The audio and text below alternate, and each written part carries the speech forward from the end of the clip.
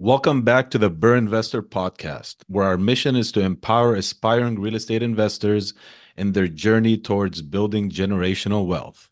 All right, let's get the party started. I'm excited here. I have Remy Jules all the way from Dallas, Texas. Austin. Austin, Texas. Awesome, awesome, awesome. Thank you for taking the time to join us. I'm looking forward to this conversation, Remy. Yes, sir. Me too, man. Grateful to be here. Thank you for having me, and shout out to everyone listening and tuning in. Absolutely. So you and I, we had the pleasure to meet recently at the Co-Living Business Conference. It was an amazing experience, held by Katrina 100%. Robinson. She's doing a phenomenal job in that space, trying to help people in the co-living space, which, as you and I know, it's been around for a while. However, it's something that it's becoming more common nowadays, right, in different states, more so than others. And it's something that, a lot of people are embracing it, professionals, Yes. working professionals, traveling nurses, or a lot of the traveling professionals in Yeah. general. So it's mainly like around the midterm rental and so forth. So it's something, big, something we're enjoying, something we're working in that space. And you have a very unique approach. You've been in that space, you've worked in that space, you've helped a lot of people in that space, and now you're doing something even bigger and better, more like having a community impact and Yeah. alternative ways to for housing strategies. So that's what we're going to be talking about today. So Remy, thank you so much for being here. Tell us a little bit Absolutely. about yourself, what you do, and we'll go from there. Yeah. So it's kind of a mixed bag. It's very multifaceted. First and foremost, thank you so much for having me. My name is Remy Jules, and I hail from the beautiful capital city of Austin, Texas. Born and raised Austinite. So specifically what I do, as being in such a trendy co-living space, I'm more on the community development side. So I kind of took the co-living space and we kind of scaled it and elevated it, right? And so one of the things that I'm very passionate about is serving the community, right? So my initial mission is really understanding how do we put these pieces of the puzzle together? How can we put co-living, real estate, and merge it with making a community impact? And one of the ways that I was able to do that is as we're serving these specific demographics, one of the things that really mattered to me with my co-living was how can I give back? And so I started reaching out to agencies and organizations because a little bit about me, I came from kind of the group home transitional home space. So it wasn't hard to transition over into co-living because that's kind of what it was already was doing, whether it be sharing a per bed or per room. So what we did about, anywhere between, been in this space about 7 to 5 years. And what we started doing was we got into the group home space, then we started learning about government contracting. From government contracting, that actually led us, and I'm speaking specifically here for Texas, so I can't. And every state has something similar to this, but we have what's called like a Health and Human Services Department. And with our health and particularly with our Health and Human Services Department, that allowed us to kind of get access to a wide, vast audience of individuals that need to be assisted. So that can be our veterans, that could be our seniors, that could be mental health, that could be behavior health, that could be kids that age out of the foster care system, and that can also be our unhoused population, right? So what ended up happening was it kind of allowed me to get contracts with these providers and with these agencies to be able to house in the co-living space. So literally, I went from actually kind of like a group home, transitional home, independent living to okay, let me see how I can leverage this co-living space, but with at-risk demographic groups. What a lot of people don't know is that I know that initially it can kind of scare people off because in your mindset, you're automatically thinking, with these at-risk populations, could that possibly provide damages to my home? Do I actually have to be licensed? What does that actually look like? And a lot of the times in these spaces, you don't have to be because the need is so great. We're seeing shelters just being at capacity. We're seeing even in my specific city, we're seeing where a lot of alternative housing solution opportunities were basically just kind of being open. So it provided an opportunity and a gateway for me to kind of enter in with my space. And so now what I've been able to do is kind of merge the investors with the need in the community to really create a kind of an ecosystem of operators, providers, and with housing. So I'm in the community development space. So now we just went from transition and acquisition. Now we're actually getting into development. So now we're developing housing for these populations in kind of a co-living kind of a model. I know That's that's a awesome. lot. I know that's a No, but it's lot. awesome. I mean, if we really break it down, it's pretty straightforward. So, you started in the co-living housing, you learned the operations, you learned the ins and outs of, every model has its challenges, right? And then it Correct. has its opportunities. So you've identified that, and then you've taken it to scale it to also help others apply it, but more on a community basis for specific demographics that do need help. Like you said, it's a great model that fits it fits anybody, right? Anybody that's going to really Yes. travel, but it's also very unique and well fit for, lower income, those that do need help or veterans, et cetera, et cetera. Now, can you touch on, you mentioned transitional housing. For the sake of everyone on here that has never heard of what transitional housing is, can you give us a little bit more about that? What does that mean, and who are the members or those that are living in such housing? Absolutely. So with transitional housing can kind of go to two various ways. Transitional housing can be so just to kind of give you an example, if you are serving a population that let's just say parolees, former inmates that are getting out of prison, right? So they need a transitional space as they're transitioning out of prison or jail into civilian life. So that could be a temporary housing. And I can't speak on California or any other location, but I just know specifically in Texas that a lot of the times they cannot get released unless they have an address to go to.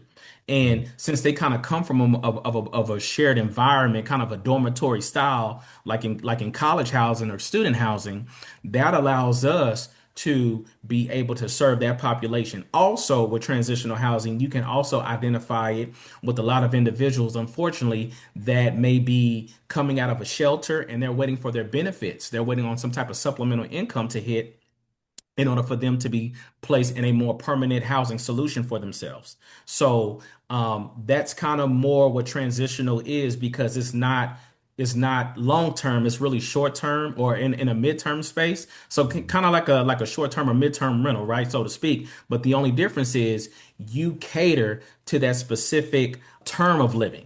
Right. So transitional could be anybody and everybody that are coming out of a at-risk situation and they're just transitioning into something that's a little bit more permanent.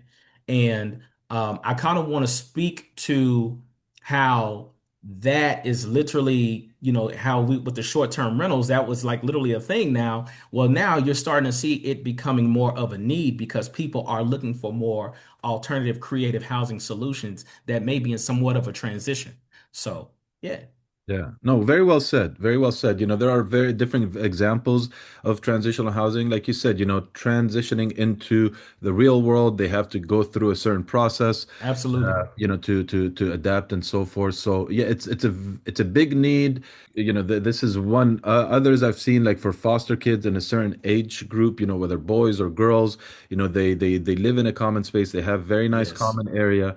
Some situations, you're sharing rooms. Others, it's just you get your own room. It just really depends on the Yeah. approach that you want to do.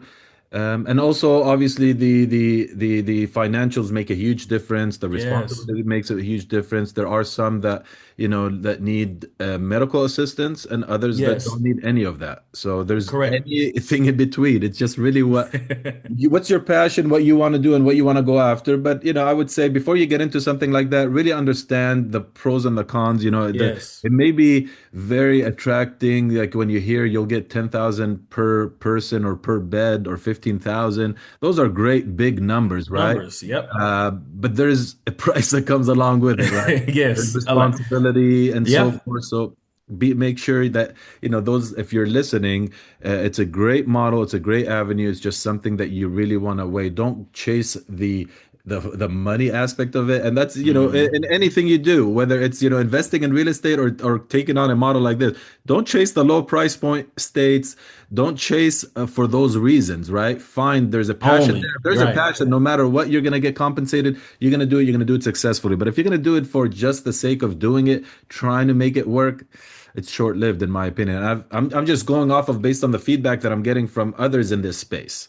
you know? No, that's correct. That is correct because the thing about it is when you're giving back in any capacity, there's always going to be a need. There's always going to be and money comes. Money is definitely going to come. And that's what I want to really encourage in individuals is like, hey, if you have these properties, if you have these short-term rentals or these midterm rentals, whatever you have, see how you can make an impact in your community. And what I mean by that is because specifically I can just talk to Austin in Central Texas right now, there's a $350 million affordable housing initiative.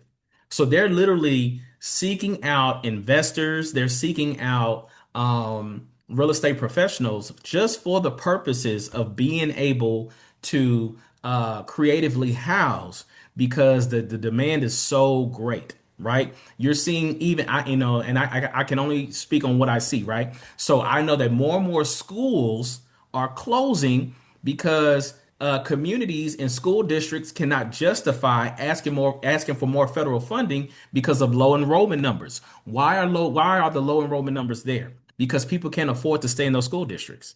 People are having to go further and further out into the suburbs or to neighboring counties or neighboring communities, you know what I mean? So what can we do? And obviously, we've been seeing an amazing kind of like alternative creative solution through pad split and different other models and different other programs or initiatives that kind of support that. But what about those at-risk populations that need that support? That completely underserved community, right? And unfortunately, they cannot afford to live further out. They cannot live 30, 40, minutes out of the city. They have to still be within the community. They have to be along a bus line because a lot of the times that's where those resources are. There's not resources, in the neighboring towns or communities or counties, right? So their resources have to be there. And so that's where we can kind of come in as a creative community focused solution and be able to maximize those partnerships, those relationships, those contracts, and then at the same time be able to be a resource in the community and make an impact. Wow. Wow. I mean, we need people like you to think of, that part of the community that's really, like you said, it's underserved and needs the most help. And, it's interesting to hear. It's unfortunate, but it sounds like it's very similar to situations here in the Los Angeles area. Obviously, we have, a big homelessness problem, Yes. housing shortage, housing affordability. And, when I started looking at these stats and then, getting introduced to the co-living model and like hearing about pad split and so forth, it was like, wow, not only that we're doing something, we're continuing our journey in investing in real estate. Yes, yes. Whether you know it, believe it or not, and it doesn't matter what other people say, think, or feel about it at this point, it's like you're having a big positive impact. You're really helping those that, they have no other choice. They can't afford a full apartment. They They don't can't. have anybody that they may want to share because they're in an area temporarily. They may not want or can't keep a 1 year lease. So, this co-living model allows them to have the flexibility of a midterm, allows Hmm. them to utilize their benefits of vouchers and so forth, Yep, yep, and absolutely. also gives them a safe space, a lot of times shared with others. Like for example, the model that we're doing here with the pad split, it's just more it's just a shared housing but not shared rooms, right? So Right, right. everybody gets their own room. There are shared bathrooms. There's a very nice common space, and we make it as we do our very, very best to treat them like a high-end luxury hotel, right? Because we want to make Absolutely. sure one they stay, one the other they spread the word, and if they do have to leave, and this is again based on conversations I'm having with my members, those that are residing in our properties, they're satisfied. There's an issue, we respond to it right away. Like earlier, we got a message from one of the members, like there's a Wi-Fi issue, and sure enough, we've been in communication with Spectrum before they raised that issue, so we Mm. know. So we notified them right away, hey guys, we know Yep. the problem, we're working on the problem. It is Spectrum, but we're not throwing, but we just want to make sure that, we care and we're going to look at that for you, right? And we give them that answer in a timely manner because, if they need their internet, we need to do what we can to make sure they have internet. Like imagine right now, let's be honest, I'm in the Spectrum area too, and they're sending me messages that my Wi-Fi is, but I'm crossing my fingers we have no disruption. But imagine like, it sucks when you have work, when you have a deadline, when you're trying to do something and then your internet doesn't work, right? So the least Right. we can do as, operators is we want to cater to them. You know, there are people that have unrealistic expectations, they're Hmm. unreasonable asks, and we just deal with it, right? We will A address it hundred percent. accordingly. But for the most part, they want quiet, peace of mind. They Peaceful. want to be able Hmm. to get in and out. They want to have washing facilities and all that, cleanliness, TV, and then their Wi-Fi. So those are the things that we make sure we cater to, we provide them. And we make it as convenient as possible, and we go above and beyond to exceed their expectations because Yes. we want them to, again, to feel welcome, to feel like it's their home. 100%, 100%. And I can totally attest to that because the thing about it is a lot of these individuals, these at-risk groups, these at-risk communities, they are human just like us. They want to be comfortable. They want to live in a safe environment. They want a safe environment not only for themselves, but for their families, for their children, right? I want to kind of address some, a lot of misnomers, and one of the misnomers is that that automatically that they'll damage your home, or that they Yeah. might be some concerns of about keeping up the property. And a lot of the times, these individuals, they're just so grateful to have something nice and of quality standard. They'll appreciate it. They won't abuse it. You know what I mean? And they're happy to continue to give. And I would even speak to like a lot of my veterans, a lot of my elderly, a lot of my reentry clients that I've actually housed in the past. What we've been able to do with them specifically, because I know that also even from an investment standpoint, there's also a misnomer of like, well, I'm all about giving back to the community, but how can I actually make some income? Well, that's where contracts come from. That's where partnerships in the community come from, right? So, how can I put myself in a position? Because let's just say hypothetically, what we were able to do and how we were able to get funded and get supported in our community specifically was we actually created what's called a three-tier model. We created depending on their income, so we wouldn't seem income discriminative. We wanted to be more equitable, right? So, we actually created a per bed method, a per room option, and then depending on how stable they are, showing progress over time, and showing that they understand financial literacy, that they actually have a higher, better paying job. Because when you're working with these social workers and caseworkers, those are the things that they need to be able to track, right? So then that can actually determine them being in a more long-term option, which is permanent supportive housing. They call that PSH. So we actually literally the way that we market ourselves is creating a second chance housing opportunity. And then we have two options. We have the per bed again, per room, if they want to live, if they want that privacy, that personal privacy. And then boom, the next step is this, okay, let's see if you can live independently, right? And then that's how we can basically track it. And so with that co-living model, that really allows us to really see, because a lot of the times, even when I worked in the past with different case managers, case workers, social workers, and so forth, all their clients would all be in that one property, Hmm. right? So, that eliminates a lot of headache of, I got this client on the north side, I got this client on the south side, I got this client on the east side and the west side. No, everybody can be in one stable property. She or he, as a case manager, case worker, can properly manage their clientele. And so a lot of the times, these nonprofits, agencies, for profits, they're putting out contract opportunities for you to be that housing resource, for you to be that housing vendor. I know I said community developer, but I initially started off as a housing service provider or community housing service provider because my goal was to serve the community first, right?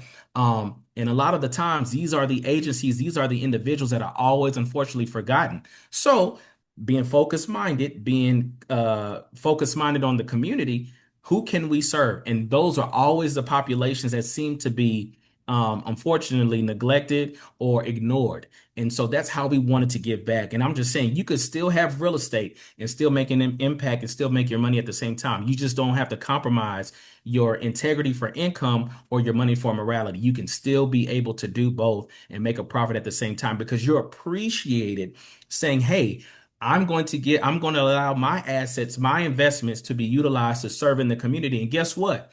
Now that agency and that provider's resources are your resources. So if I'm gonna use I'm gonna just use a name as a prime example. Back in 2024, we partnered up with the Urban League.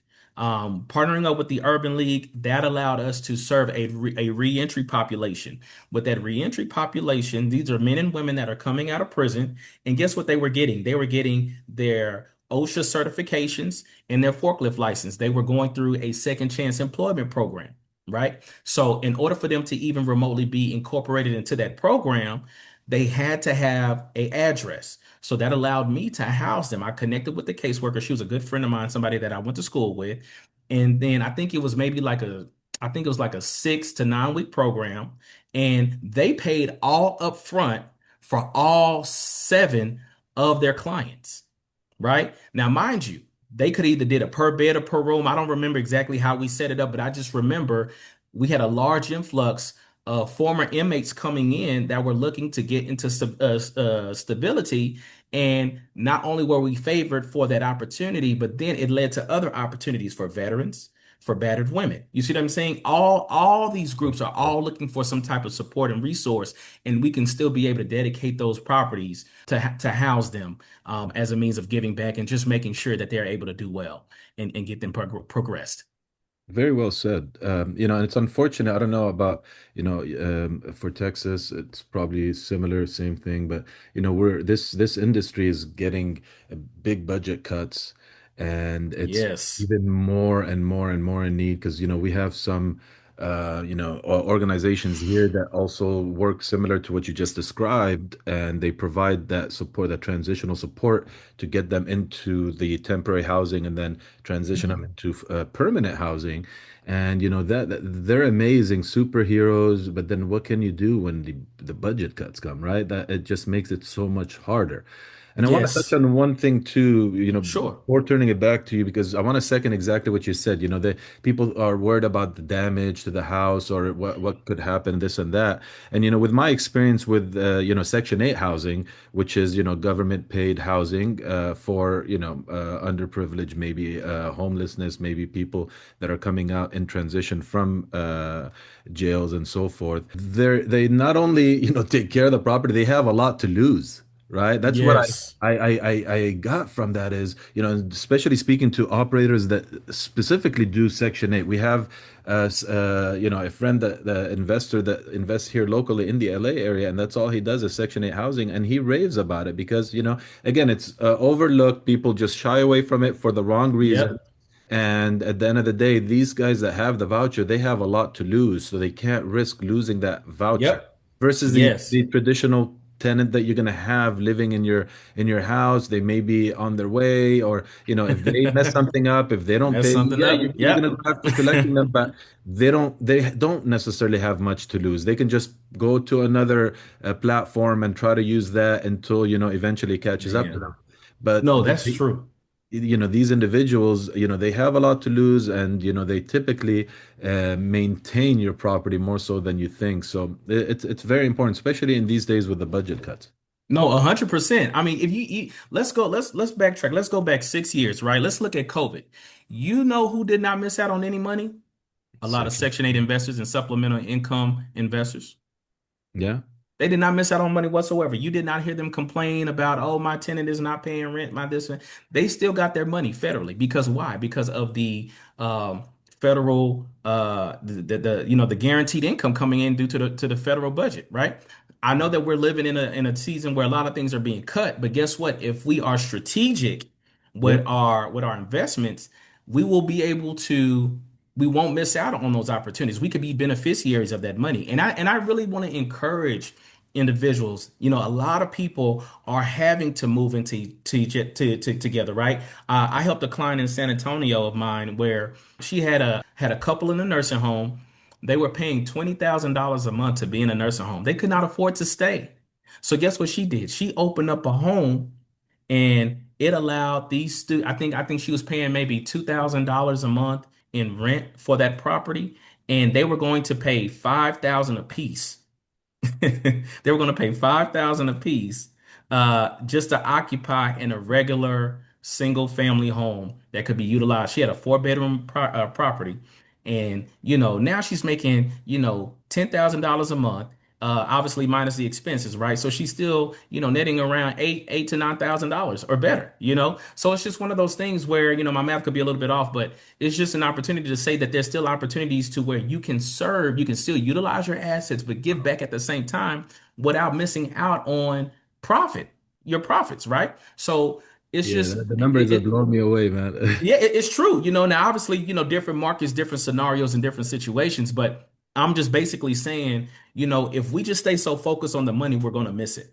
Hmm. And a lot of the times, I'm gonna be completely honest with you, there are a lot of nonprofits and for-profit agencies out there, federally funded, that are still receiving funding that never got affected by budget cuts.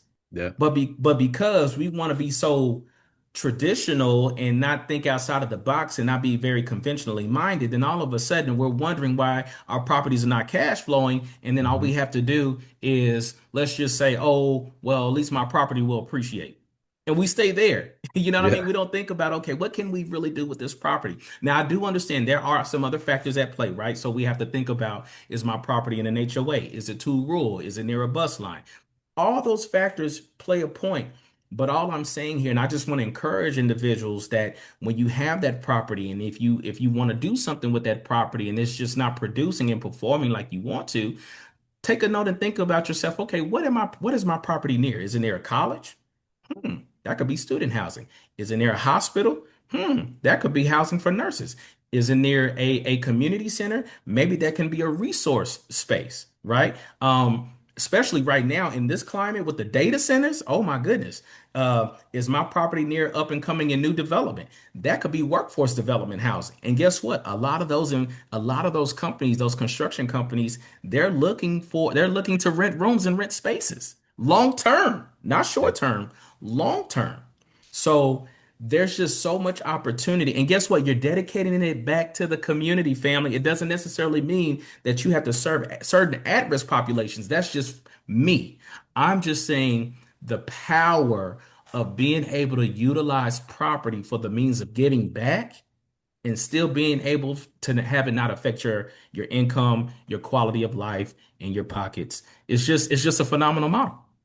100%. And again, if you think about it, it's actually going to impact you in a positive way financially. Yeah. Even more so, you're giving back. So yeah, for those that are listening and, you're not necessarily, that's not something you're into, that's okay. As Remy mentioned, there are different ways to go about it, right? You Yeah. can go, traditional student housing, you can go, traveling nurses, professionals. It really depends on the area, and you have to be very thoughtful about that. You can't do in one model and it just is not going to fit properly in that area, either price point, demographics, whatever the case may be. So you have to be very, very thoughtful. That's something we can definitely help you Yes. out in. And with that said, obviously community impact with alternative housing strategies.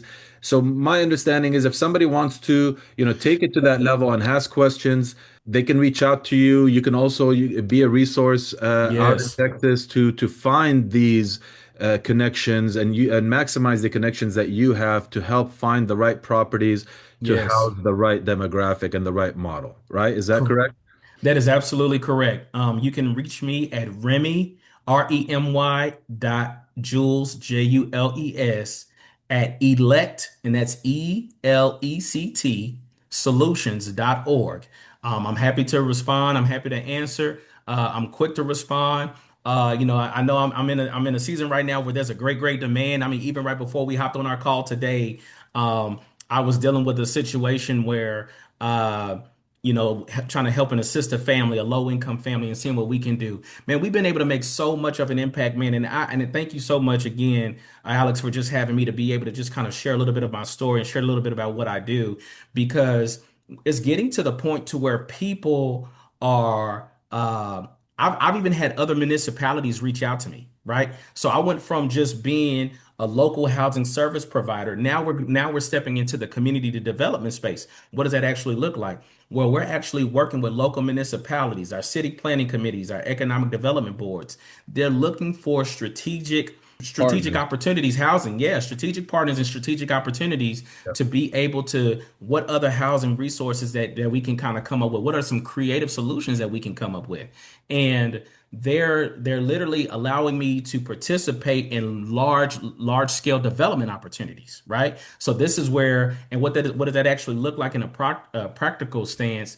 That could be something like converting an hotel like a former motel or hotel. I'm doing it right now where we're looking at a hotel in Houston Metro, right? That has a heavy, unfortunately, with hurricanes, they have a heavy flood situation. So they need natural disaster relief housing.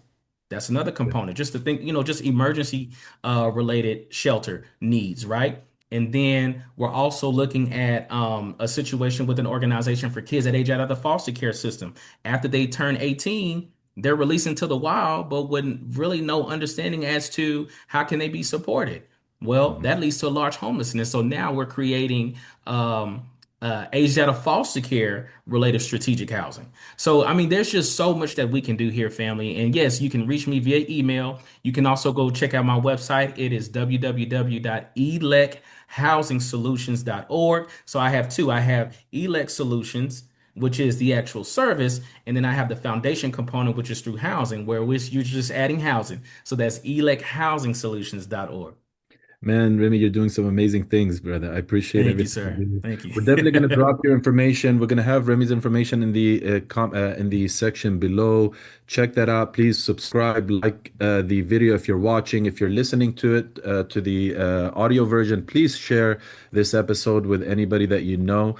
These are big things happening. Remy's, doing some awesome things there for the community, educating others, and also having an impact, and also being rewarded financially for it. So please reach out to my boy Remy if you want to continue this conversation. Remy, this is going to be I look forward to having you on again and continuing this Yes, sir. conversation, and then also going to see you in Texas in the Yeah. near future. So keep up what you're doing, and we'll be in touch. All right. Thank you, everyone. Peace and blessings. Thank you all for joining us on the Burr Investor Podcast. If you found today's episode helpful, please hit like and subscribe to our channel for more real estate insights. We love hearing from you, so please leave your thoughts, questions, or topics you'd like us to cover in the comment section below. Be sure to check out our website, theburrinvestor.com, and follow us on social media at The Burr Investor. Keep learning and investing, and we'll see you in the next episode. I'm your host, Alex Nale. Stay invested.